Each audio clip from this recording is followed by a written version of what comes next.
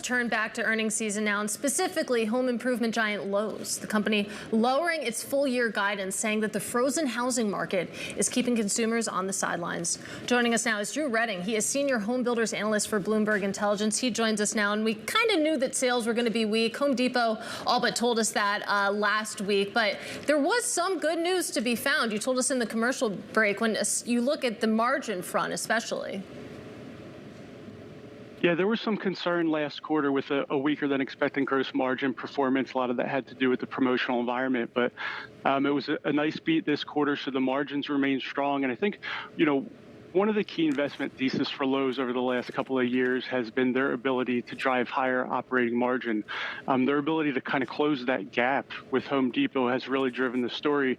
And the fact that they're able to kind of sustain their margins in this environment where you have sales down, I think is something that investors will latch onto.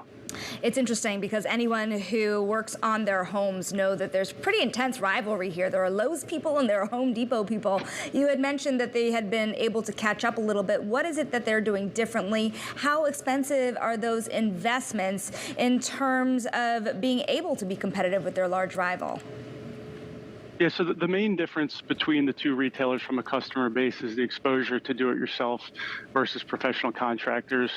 Lowe's has been under-indexed to the professional contractor market. It's only about 25 to 30% of revenue versus about 50% to Home Depot.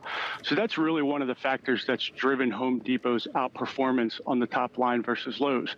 That being said, over the last couple of years, they've really put an emphasis on turning their attention back to that professional contractor market.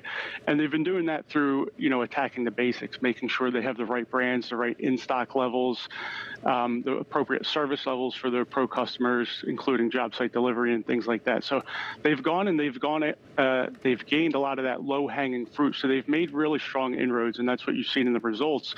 We even heard it this quarter where total company sales were down about 5%, but we did see a mid-single-digit increase among those professional contractors. In the last 5 years, we've seen Lowe's shares up 150%, Drew, and Home Depot is only up about 67%.